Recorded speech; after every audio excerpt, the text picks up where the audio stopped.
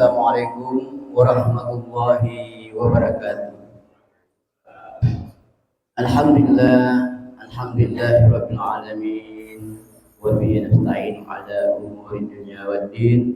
Wassalatu wassalamu ala asyrofil anbiya'i wal mursalin sayyidina Muhammadin wa ala alihi wa ashabihi wa man tabi'ahum bi ihsanin ila yaumiddin. Amma ba'd. Alhamdulillah, puji syukur kita panjatkan kehadirat Allah Subhanahu wa taala, di mana subuh yang berbahagia ini kembali kita bisa hadir di taklim kita di masjid kita ini, yang alhamdulillah hampir setiap subuh, setiap saat ada taklim yang dilakukan oleh DKM, dan ini merupakan sebuah indikasi bahwa masjid kita ini insyaallah makmur.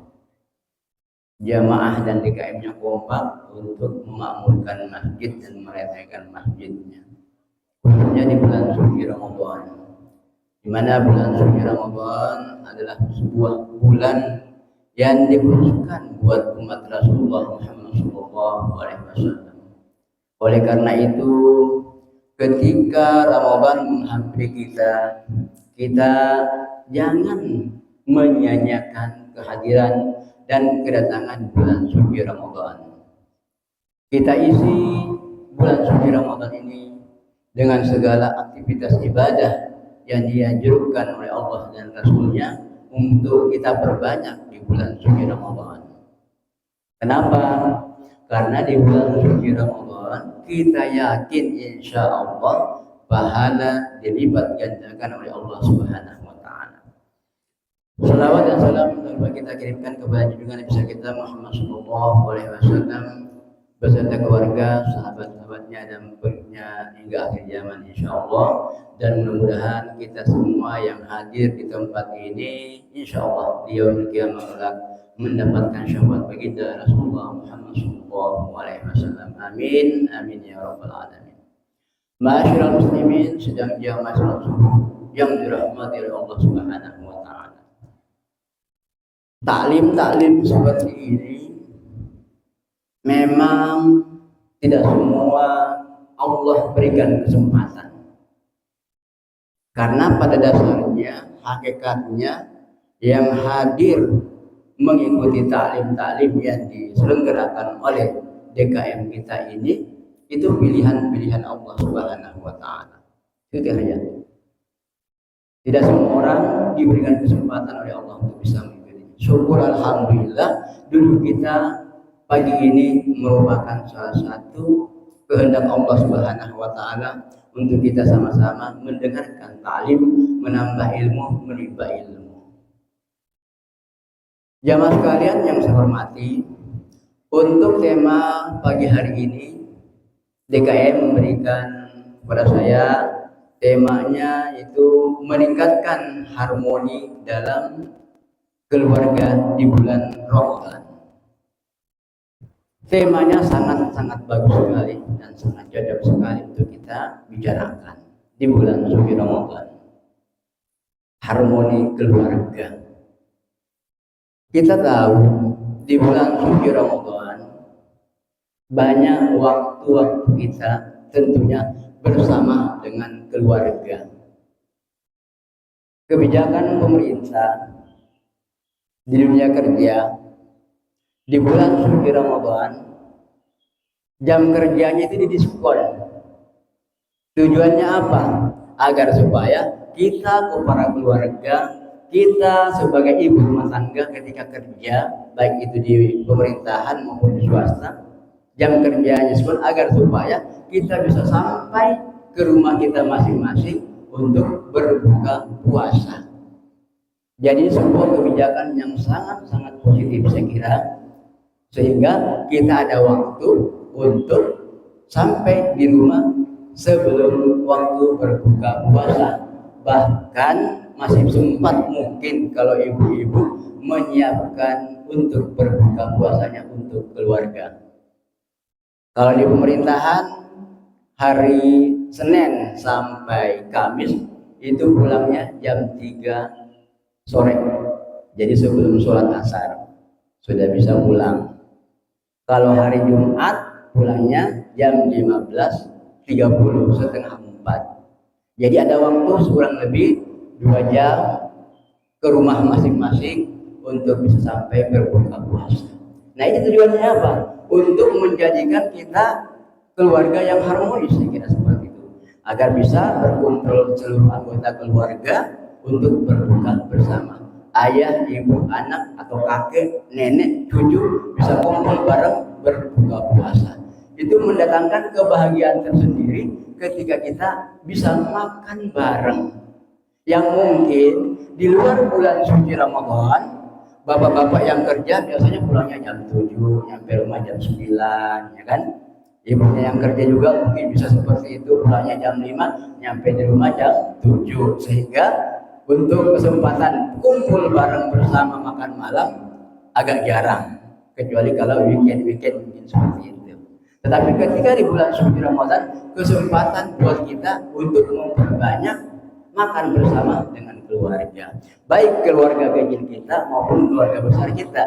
Ketika dalam keluarga besar mungkin ada bukber yang dilakukan, sehingga silaturahmi antara keluarga besar itu pun terjalin di bulan suci Ramadan. Itu keberkahan bulan suci Ramadan. Pemerintah mendukung, kita juga punya kesempatan untuk berkumpul secepatnya bersama keluarga saat berbuka puasa. Dalam Al-Quran, Allah Subhanahu wa Ta'ala dalam surah Tahrim ayat 6, Allah mengatakan, ya ayyuhalladzina amanu qu anfusakum wa ahlikum nara. Jadi di sini Allah memberikan peringatan kepada kita semua agar kita sama-sama menjaga keluarga kita dari apa? Dari api neraka. Maksudnya apa? Ketika kita diperintahkan untuk menjaga keluarga kita, anak kita, cucu kita, keturunan kita dari api neraka, apa artinya? Kita mari bersama-sama menegakkan syariat agama, menjalankan perintah-perintah Allah dan Rasulnya. Itulah insya Allah kita terhindar dari hukuman Allah Subhanahu wa Ta'ala, yaitu api neraka. Keluarga yang harmonis, tentu kita sebagai keluarga harus juga memperhatikan orang-orang yang kita teladani, seperti apa mereka membina keluarga sehingga kelihatan harmoni, bahagia selalu.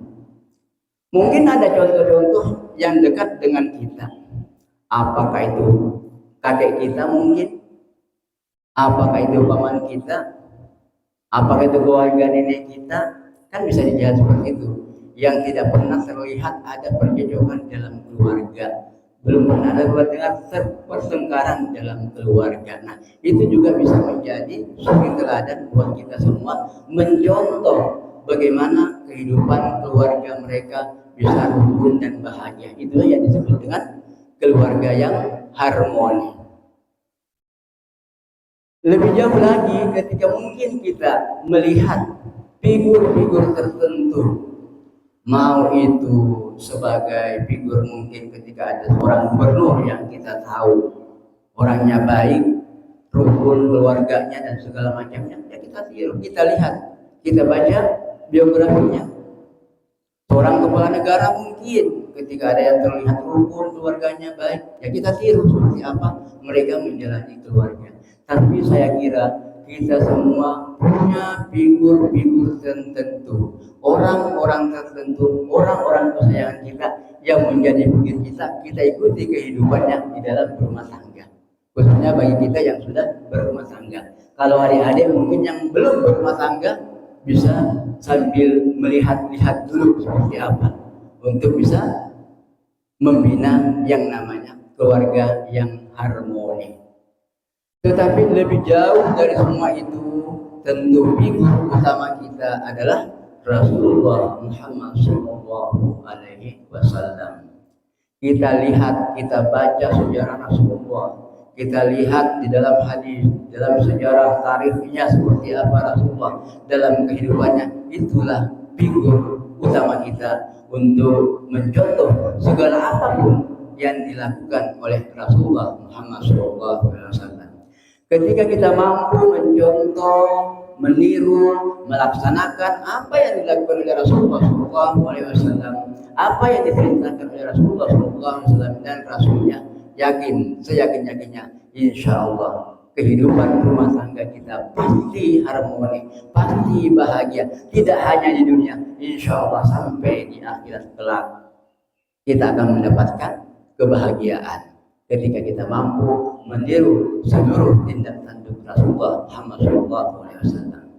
Cuma untuk mengetahui semua itu tentu kita perlu sedikit menjabarkan apa-apa saja yang perlu kita lakukan agar supaya terbina keluarga yang harmonis dalam rumah tangga kita, khususnya di bulan Ramadan. Perlu kita ingat, Bapak Ibu sekalian, ketika ada kebiasaan positif yang kita lakukan di bulan suci Ramadan ini, jangan hanya di bulan suci Ramadan, tetapi harus berlanjut ke bulan-bulan selanjutnya sampai ketemu lagi bulan suci Ramadan. Harus konsisten. Jangan hanya di bulan suci Ramadan sholat jamaahnya rajin, tidak pernah terputus jamaahnya, tetapi begitu keluar dari bulan suci Ramadan terputus lagi sholat jamaahnya.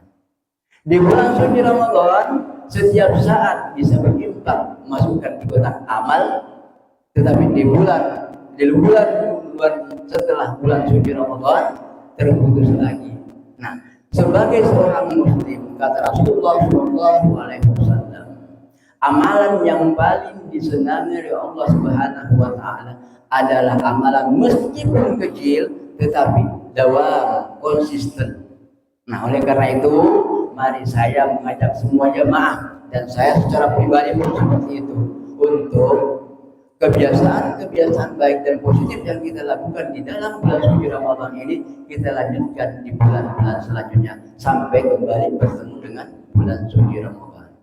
Alhamdulillah kita bertemu kembali lagi di tempat ini. Tahun lalu saya juga di sini memberikan pengajian, kita kembali bertemu lagi, berarti doa kita diijabah oleh Allah Subhanahu wa Ta'ala, dipertemukan lagi dengan bulan suci Ramadan. Mungkin ada sahabat kita, ada teman kita, ada keluarga kita yang sudah dipanggil oleh Allah Subhanahu wa Ta'ala tidak bisa lagi bertemu dengan bulan suci Ramadan tahun ini.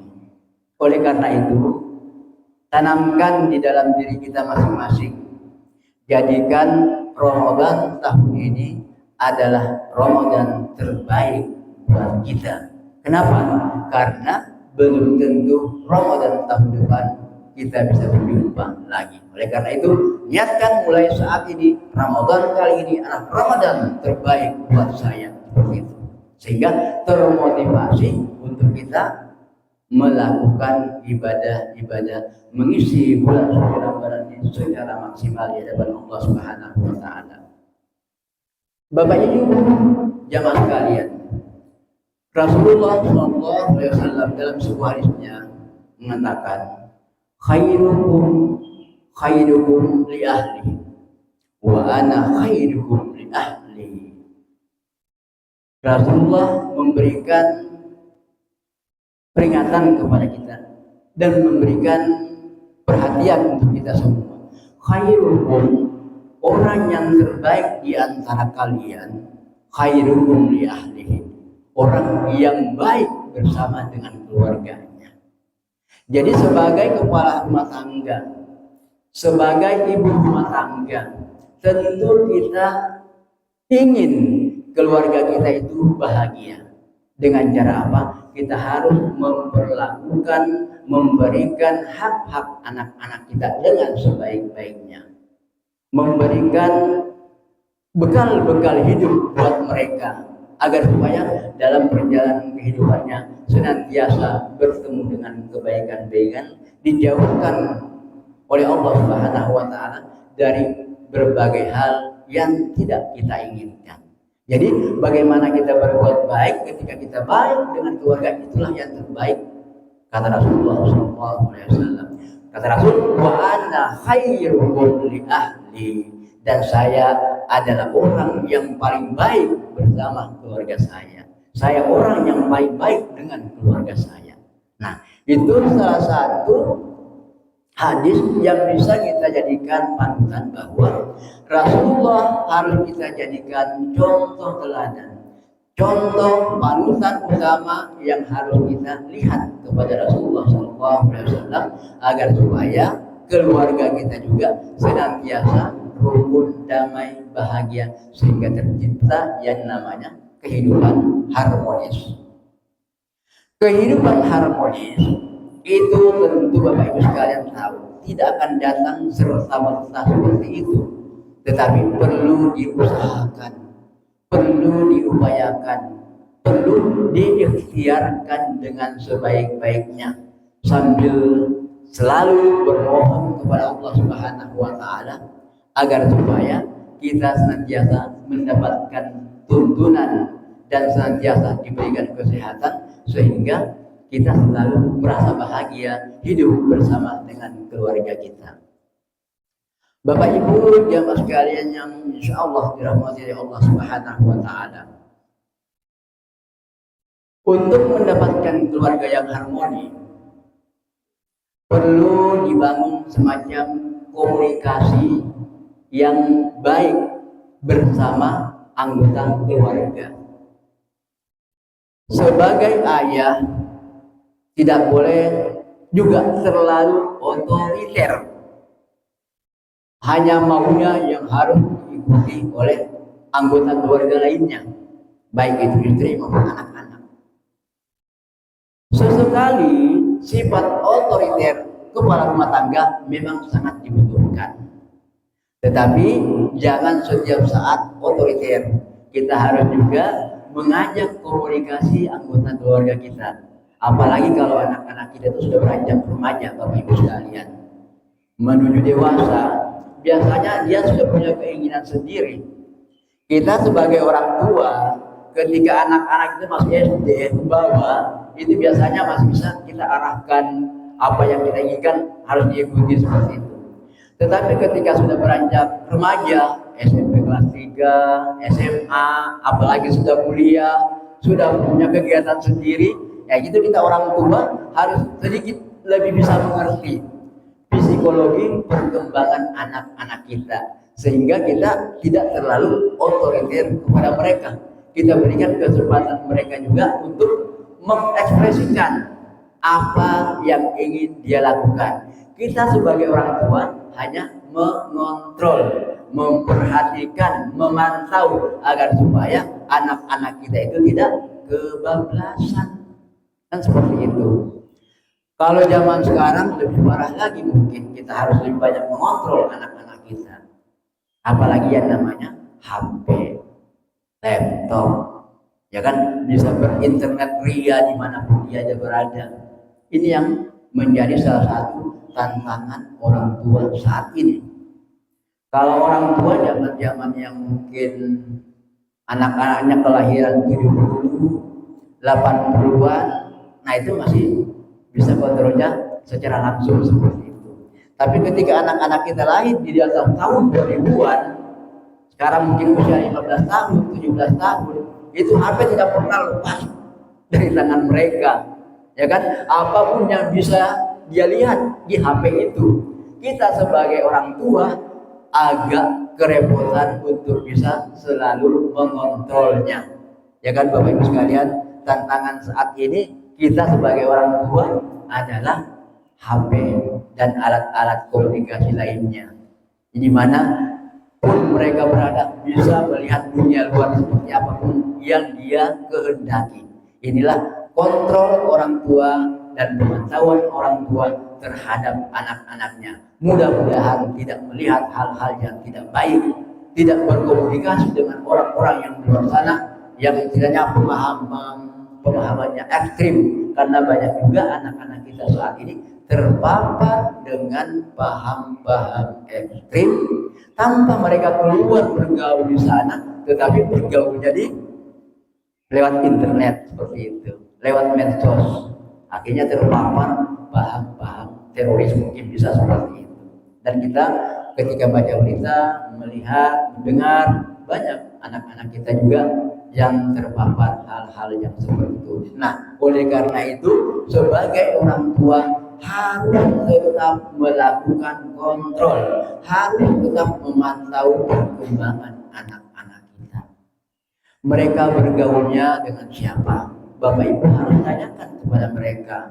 Dia mau kemana? Pak, Bu, nanti saya mau sana. Kita harus tahu kemana dia perginya, ke rumah siapa dia perginya. Kalau perlu kita juga tahu rumah yang dituju itu di mana tempatnya, siapa orang tuanya, anaknya seperti apa. Itu juga kita sebagai orang tua harus paham itu juga, agar supaya anak kita jangan salah pergaulan. Ya kan gitu Bapak Ibu. Banyak juga orang-orang yang mungkin dia tidak memantau, tidak memonitor perkembangan pergaulan anaknya, ya akhirnya terjadi sesuatu yang tidak kita inginkan bersama.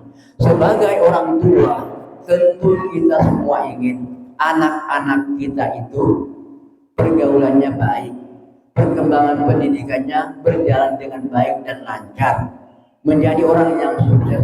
Itu semua orang tua itu jadi pengen seperti itu terhadap anak-anaknya, terhadap keturunannya menjadi orang-orang yang baik, orang-orang yang bermanfaat bagi agama, nusa dan bangsa. Kita berdoa selalu, Rabbana hablana min azwajina wa dzurriyyatina qurrata a'yun waj'alna lil muttaqina imama.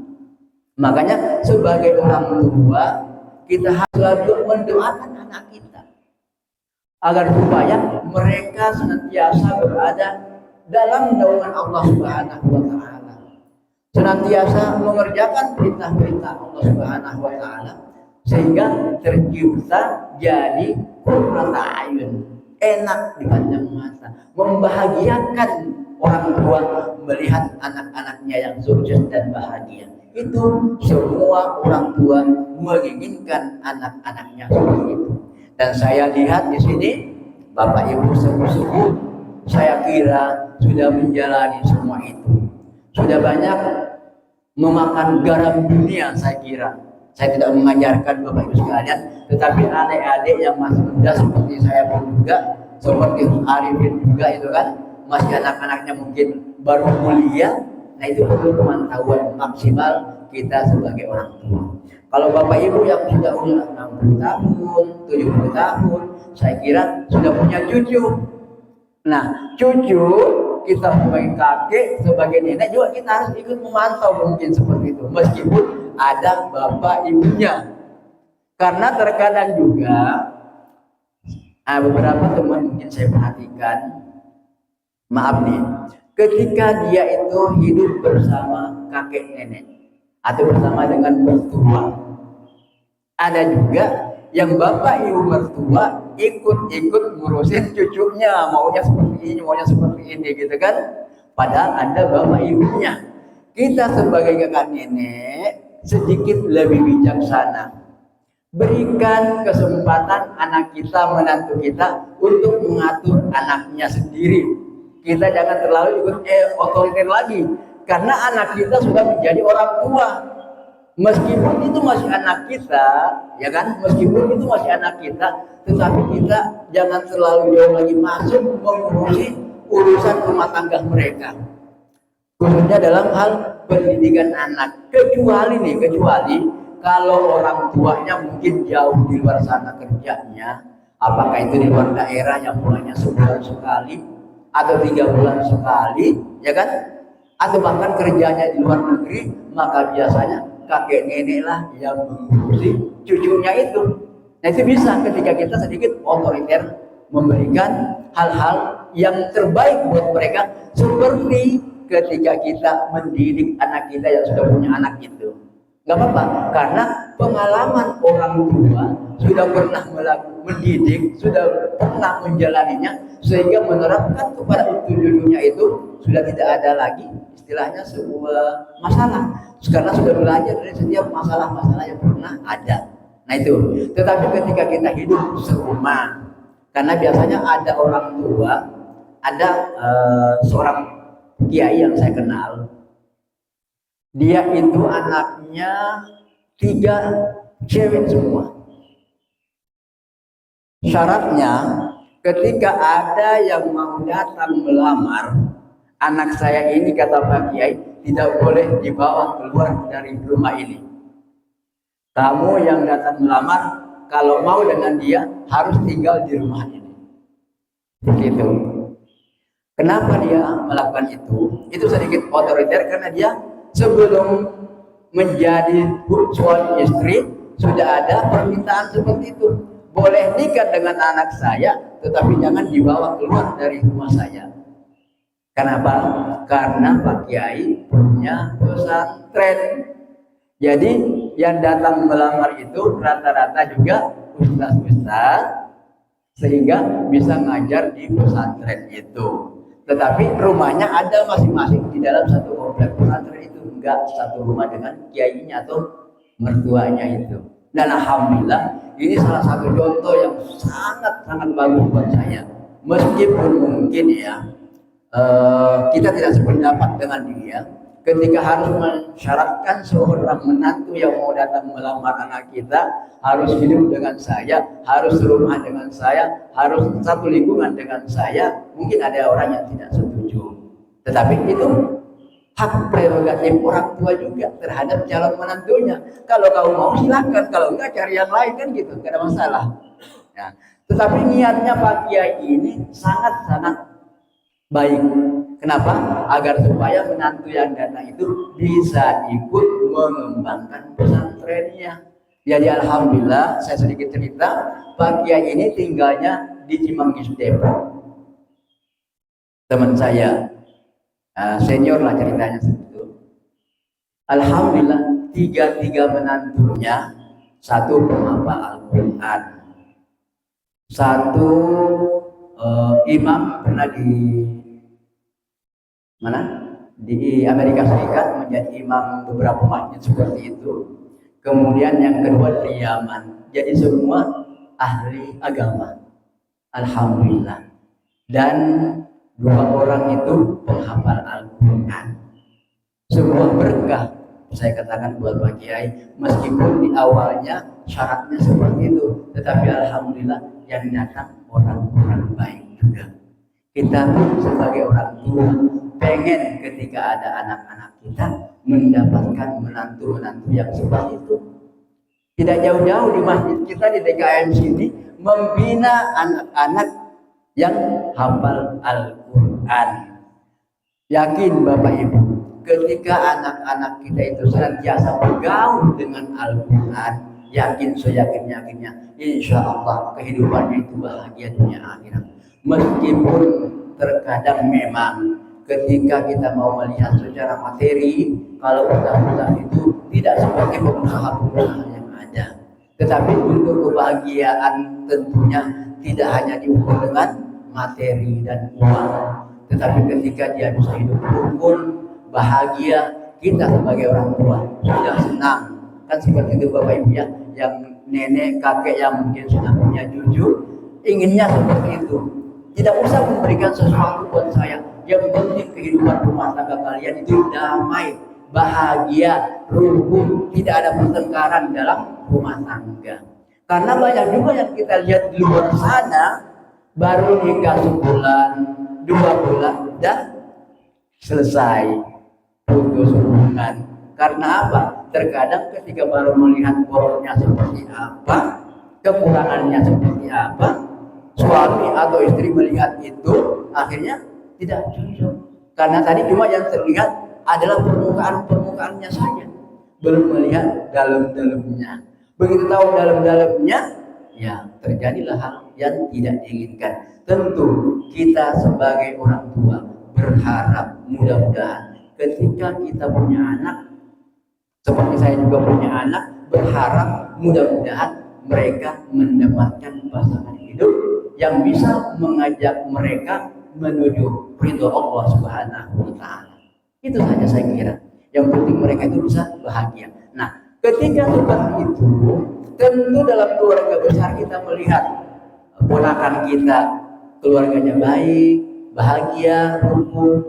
Cucu kita mungkin kalau nenek sudah punya cucu, kemudian menikah lagi, tinggal ada cicitnya nanti, melihat mereka dulu, kita semua menjadi bahagia dan senang melihat ketika ada anak keturunan kita itu bahagia dulu, apalagi ketika dia sukses dalam kehidupan dunianya, karirnya bagus dan segala macamnya. Tentu ini perlu kita inginkan bersama. Bapak Ibu, ini belum masuk ke inti seluruhnya. Nah, yang pertama itu tadi saya katakan bahwa perlu dibangun sebuah kejujuran dan keterbukaan.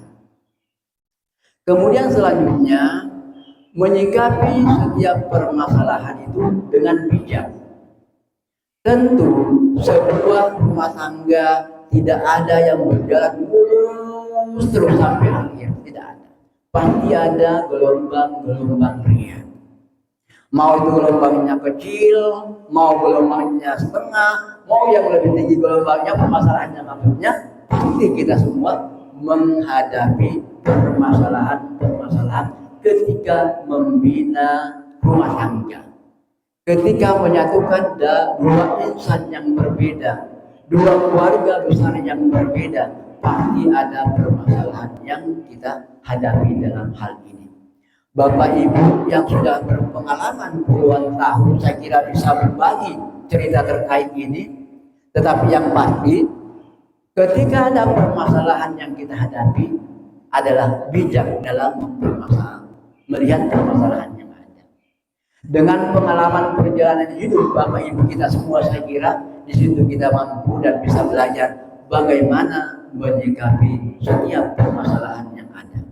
Contoh kecil, ketika anak-anak beranjak remaja, baik itu di usia SMA maupun kuliah, biasanya anak-anak itu sangat istilahnya ingin mengetahui hal-hal yang belum dia ketahui. Contoh mungkin kalau anak kita cowok biasanya mencari teman yang lain, ingin lebih dekat dengan dia. Kalau cewek pengen cari cowok lebih dekat dengan dia. Nah, di sini biasanya kontrol orang tua sangat-sangat dibutuhkan. Ya kan Bapak Ibu sekalian yang sudah berpengalaman, yang sudah pernah merasakan tentu tahu seperti apa harus menghadapi, seperti apa kita harus memberikan nasihat kepada mereka agar supaya dia tidak berontak. Karena ketika kita memberikan nasihat, mengintervensi mereka di luar keinginan mereka yang bisa dia terima, biasanya melawan pemberontakan dan melawan kitanya, bahkan tidak akan mau mendengarkan lagi perintah kita, tidak mau lagi mendengarkan nasihat kita. Bahkan sebagian anak ketika terlalu seperti itu, mereka kabur dari rumah. Ya kan Bapak Ibu sekalian, kita mungkin mendengar, melihat berita, membaca, ada seperti itu. Nah, oleh karena itu, ketika menghadapi permasalahan dalam sebuah rumah tangga, harus bijak untuk menyelesaikan permasalahan yang ada. Sebagai suami istri tentu, dalam menjalani kehidupan rumah tangganya, di antara kita berdua suami dan istri pun terjadi mungkin sedikit gelombang-gelombang permasalahan yang kita lihat dalam diri kita, dalam istri kita. Bagaimana kita menasihati ketika ada hal yang mungkin kurang berkenan di hati kita. Tapi dengan bijaksana kita memberikan dan meluruskan, insya Allah bisa kita menyelesaikan sebuah permasalahan yang kita hadapi. Mungkin Bapak Ibu juga nanti bisa berbagi cerita terkait ini. Pak Ustaz Arifin, waktunya berapa menit lagi? Materinya baru 10:04. Tapi kita nggak usah selesaikan ya Pak. Kalau selesai mungkin sampai jam 7. Saya persingkat. Kemudian selanjutnya mengutamakan dan menghargai peran fungsi masing-masing anggota keluarga. Sebagai orang tua, kita pun juga harus menghargai peran fungsi masing-masing. Sebagai suami, istri jangan terlalu intervensi. Ya kan? Jangan terlalu jauh mengatur suaminya. Sebaliknya, suami pun jangan terlalu mengintervensi seluruh pekerjaan istri. Pekerjaan dapurnya umpamanya ada yang belum bersih, ada yang apa, bapak bilang, Bu itu belum bersih, jangan diintervensi seperti itu. Tetapi kita ikut bersama untuk bisa menyelesaikan itu. Ibu yang mungkin suaminya sering kerja di luar rumah, jangan suka marah ketika suaminya sering pulang malam, gitu kan? Jangan terlalu curiga, sebab ketika kecurigaan terlalu menyelimuti hati kita, maka tidak ada rasa kebahagiaan. Yakinkan bahwa suami saya keluar dari rumah untuk mencari nafkah. Selebihnya serahkan kepada Allah. Sebagai suami ketika keluar, sebagai istri ketika suaminya keluar kerja, mungkin berangkat jam 6 pagi, berangkat jam 7 pagi, istri di rumah tinggal berdoa, ya Allah, lindungi suami saya dalam perjalanan pulang dan perginya. Jauhkan dia dari hal-hal yang kurang berkenan. Jauhkan dia dari gangguan setan yang berwujud maupun yang tidak berwujud. Ya, seperti itu. Didoakan agar supaya itu selalu dalam lindungan Allah Subhanahu wa Ta'ala. Demikian suami juga ketika istri berkarir, kerja juga, kita juga jangan terlalu curiga. Karena ketika kedua-duanya bekerja itu adalah pilihan. Kita harus membangun saling percaya, membangun komunikasi di antara suami dan istri. Insya Allah ketika itu terbangun, maka terjadi sebuah saling percaya antara suami dan istri. Ketika tidak mau istrinya kerja, suami yang harus banting tulang, kerja maksimal untuk bisa menghidupi keluarga. Tetapi ketika ada pilihan, istri juga bisa bekerja karena berpendidikan, maka ya silahkan. Tetapi jangan kita sebagai seorang suami mengintervensi penuh terhadap kegiatan istri kita. Percaya saja, mereka keluar, kita saling percaya. Insya Allah ketika ini terjadi, kita punya anak-anak memperhatikan dan melihat itu, maka menjadi contoh juga buat mereka terhadap kita, ayah dan ibunya. Ketika ada ayah ibu tidak bisa memberikan contoh teladan, maka biasanya anak-anak melihat seperti itu. Kata anak-anak yang ada biasanya seperti ini, ayah bapak ibu aja nggak pernah mengajarin saya sholat, karena saya suruh sholat. Ayah ibu saja tidak berpuasa, masa saya disuruh puasa. Nah, sebagai orang tua, pertama harus memberikan contoh teladan dulu terhadap anak-anaknya. Mudah-mudahan ketika semua itu sudah kita lakukan, kita terapkan kepada anak-anak kita, maka insya Allah mereka akan manut. Kemudian selanjutnya, Bapak Ibu sekalian, sebagai orang tua, tentu untuk mendapatkan keluarga yang bahagia, dalam bahasa agama mungkin disebut keluarga yang sakinah, mawaddah, warahmah. Sakinah yaitu ketenangan, kedamaian yang kita dapatkan dalam rumah tangga kita. Mawaddah, rasa cinta kita terhadap istri dan anak-anak kita.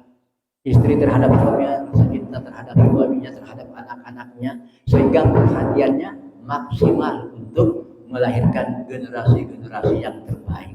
Kita berikan bekal-bekal hidup mereka yang terbaik, yang mampu dan bisa kita lakukan. Tidak ada orang tua yang ingin melihat anaknya tidak berpendidikan. Semua orang tua ingin melihat anaknya berpendidikan sampai yang tertinggi mungkin, sampai di S3, sampai profesor, doktor mungkin. Semua orang tua pengen seperti itu. Cuma terkadang kita sebagai orang tua punya keterbatasan. Oleh karena itu, kemampuan yang bisa kita berikan kepada anak cucu kita berikan semaksimal mungkin yang bisa kita lakukan. Selebihnya serahkan kepada Allah Subhanahu wa Ta'ala. Karena banyak juga orang yang terlahir dari keluarga tidak mampu, tetapi alhamdulillah sukses juga anak-anaknya. Anak-anaknya bisa sekolah dengan apa? Dengan pertolongan Allah Subhanahu wa taala, dengan berbagai cara yang Allah berikan kepada mereka sehingga bisa mengejar pendidikan sampai tingkat perguruan tinggi S1, S2, S3. Banyak contoh yang bisa kita lihat.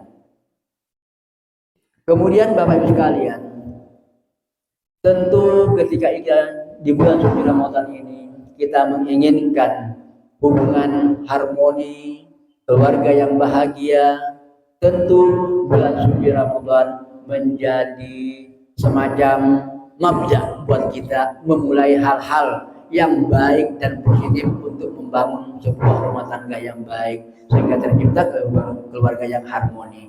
Di bulan suci Ramadan, mari kita bersama-sama mengajarkan anak-anak kita untuk melaksanakan perintah-perintah agama, khususnya ketika yang masih kecil anaknya, mengajarkan untuk bagaimana berpuasa, bagaimana untuk sholat, bagaimana untuk ngaji, semua kita terapkan. Karena kebetulan di sini mayoritas sudah orang tua, saya kira pengalaman itu sudah dilakukan dan sudah dijalani. Kalau kakek nenek sudah mungkin terhadap cucunya sudah diperhatikan. Oleh karena itu, Bapak Ibu sekalian, tentu bulan suci Ramadan adalah momentum bagi kita semua untuk memulai sebuah kebaikan-kebaikan ketika sebelum-sebelumnya belum kita lakukan. Momentum bulan suci Ramadan adalah momentum yang terbaik buat kita semua untuk memulai kehidupan baru buat kita. Kehidupan baru maksudnya ketika yang lalu sholat jamaahnya belum rutin, sekarang kita mari bersama-sama merutinkan, mendawakan sholat jamaah kita. Kalau tahun-tahun yang lalu mungkin masih pernah meninggalkan puasa Ramadan. Kalau di depan anak-anak di rumah kelihatan berpuasa umumnya, tetapi di luar sana dia tidak berpuasa. Maaf, di kantor saya sendiri kalau saya memperhatikan masih banyak bapak-bapak yang tidak puasa. Terlihat 2-3 orang masuk ke ruangan tertentu hisap rokok. Saya pura-pura saja tidak tahu gitu. Tapi kalau dari berpapasan ada bau terasa seperti itu yang nggak biasanya kita rasakan, masih ada orang tua yang seperti itu.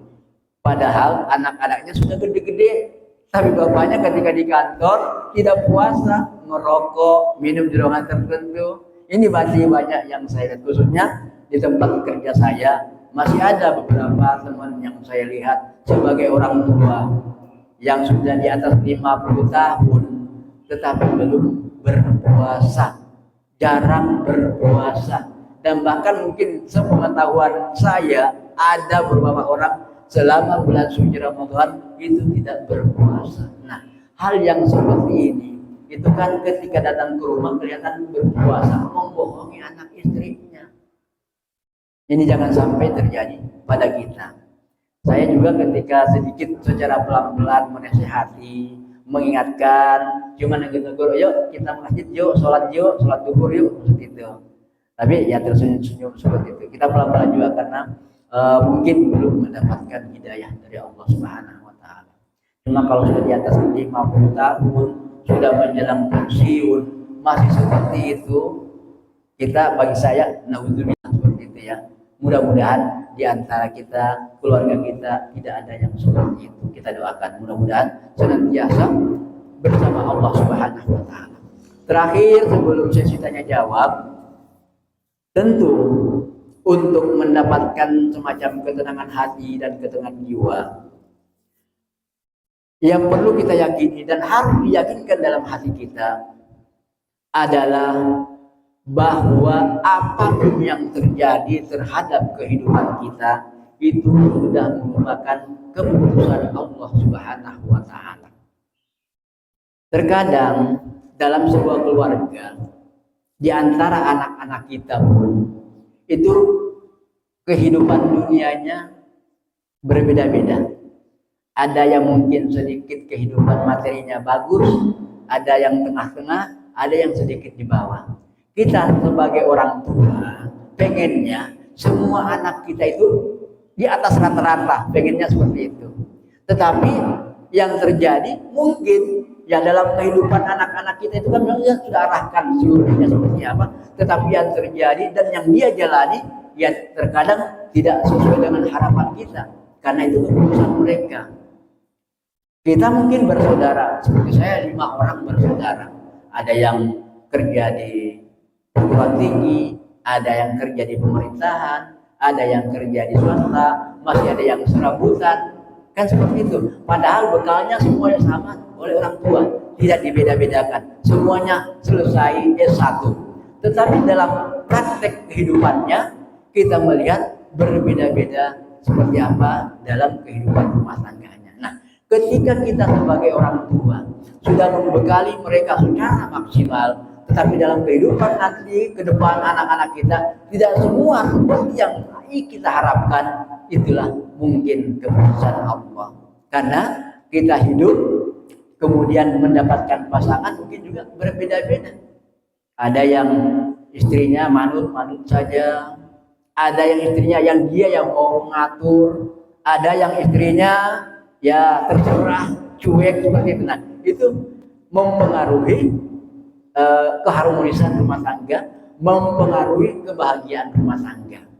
Kita sebagai orang tua ketika melihat itu, yang sebelumnya kita sudah harapkan, sudah berdoa secara maksimal kepada Allah Subhanahu wa taala agar seluruh keluarga kita dalam kondisi sakinah, mawaddah, warahmah dalam kehidupannya. Tetapi yang kita lihat mungkin ada 1-2 anak kita yang belum sesuai harapan kita, mungkin itulah keputusan Allah. Tetapi sebagai orang tua, jangan pernah bosan mendoakan kehidupan anak-anak kita. Karena mungkin saat kita hidup, mereka seperti itu, setelah kita tiada, Allah merubah, membalik 100% kehidupannya menjadi lebih baik. Seperti itu. Kenapa? Karena doa orang tua yakin itu diijabah oleh Allah Subhanahu wa taala. Apalagi di bulan suci Ramadan, doa mustajab, doa itu pasti diterima. Oleh karena itu, mari memperbanyak doa sebanyak-banyaknya. Setiap saat kita berdoa kepada Allah Subhanahu wa taala, kapanpun diijabah, itu hak prerogatif Allah Subhanahu wa taala. Sebagai makhluk, sebagai hamba hanya bisa bermohon, meminta, Allah yang menentukan. Banyak berdoa sebanyak-banyaknya di bulan suci Ramadan ini. Kalau bisa tiada hari, tiada jam, tiada menit tanpa doa. Kenapa? Karena di bulan suci Ramadan ad-du'a mustajab, kata Rasulullah. Doa itu pasti diijabah dan diterima oleh Allah Subhanahu wa taala. Oleh karena itu, Bapak Ibu sekalian, mari bersama-sama untuk kita memanfaatkan bulan suci Ramadan ini. Yang sekarang kan hari yang ke-10 ya. Hari yang ke-10 insya Allah masih ada kurang lebih 19 hari atau 20 hari ke depan, kita memanfaatkan waktu yang Allah berikan kita. Allah berikan kesempatan buat kita bertemu bulan suci Ramadan. Mari mengisinya secara maksimal. Sekali lagi saya katakan, jadikan Ramadan ini sebagai Ramadan terbaik buat kita untuk tahun ini. Demikian mungkin pengantar diskusi kita pada pagi hari ini. Kalau ada hal-hal yang ingin dipertanyakan, ya kita silahkan. Tapi saya kira Bapak Ibu sepuh-sepuh ketika mau berbagi pengalaman kepada kami juga yang masih muda seperti ini juga, ya boleh berbagi pengalaman, sharing pengalaman. Silahkan Bapak Ibu, karena ini masalah harmoni rumah tangga, keharmonisan dalam rumah tangga di bulan suci Ramadan. Bahasa Ibu pun bisa berbagi, share pengalaman kepada kita yang ada, yang masih muda-muda juga. Silakan Bapak Ibu, kalau ada yang mau dipertanyakan, ada yang mau bertanya, kami persilahkan.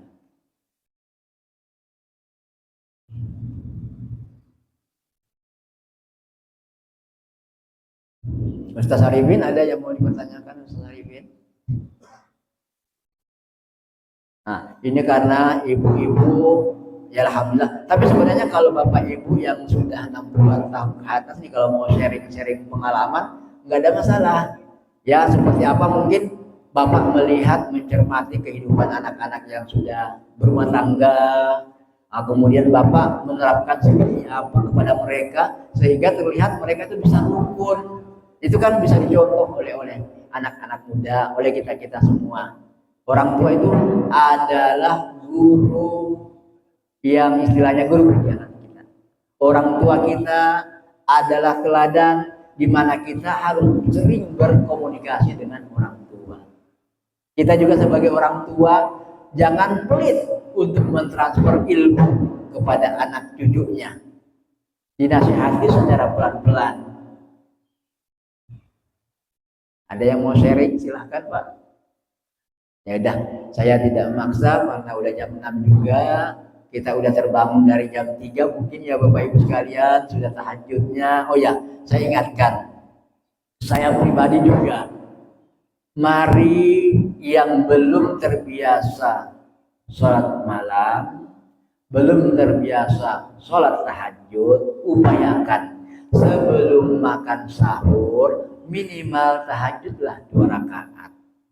Minimal tambah lagi salat hajat 2 rakaat. Diakhiri lagi 2 rakaat salat taubat. Dibiasakan di bulan suci Ramadan ini setelah mungkin setengah 7 yang belum terbiasa sholat duha, mari bersama-sama kita memulai untuk melakukan sholat duha. Itu dulu, satu persatu, sedikit demi sedikit kita coba. Akhirnya ketika kita sudah terbiasa melakukan hal-hal yang seperti itu, ketika kita tidak lakukan, rasanya hati kita tidak enak. Karena ada hal yang kurang. Ya, seperti kami alhamdulillah sudah berupaya untuk selalu mendawamkan sholat duha. Jadi sebelum masuk ke ruangan kerja, datang setengah 7, jam 7, sebelum jam kerja setengah 8, duha dulu. Minimal 2 rakaat. Kalau terbiasa baca Quran mungkin 1 halaman saja. 1 halaman sehari, halaman sehari, insya Allah pasti khatam juga.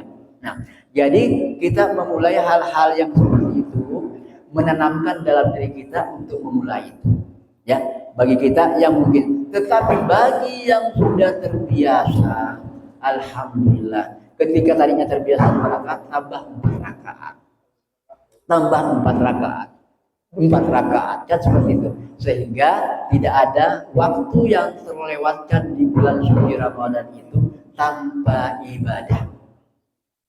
Kalau tidak mau yang seperti itu, zikir batinnya yang diperkuat. Jalan kemana? Istighfar, astagfirullah, subhanallah, subhanallah. Itu aja. Kemanapun kita pergi, di rumah sambil nyapu, alhamdulillah, alhamdulillah, alhamdulillah. Semuanya bisa kita lakukan. Jadikan Ramadan tidak ada 1 detik pun yang terlewatkan tanpa zikrullah, tanpa ibadah. Mari bersama-sama kita upayakan. Ini saya sampaikan ke Bapak Ibu sekalian karena saya juga menjadikan diri saya berupaya jangan ada 1 detik pun terlewatkan tanpa zikrullah kepada Allah Subhanahu wa taala.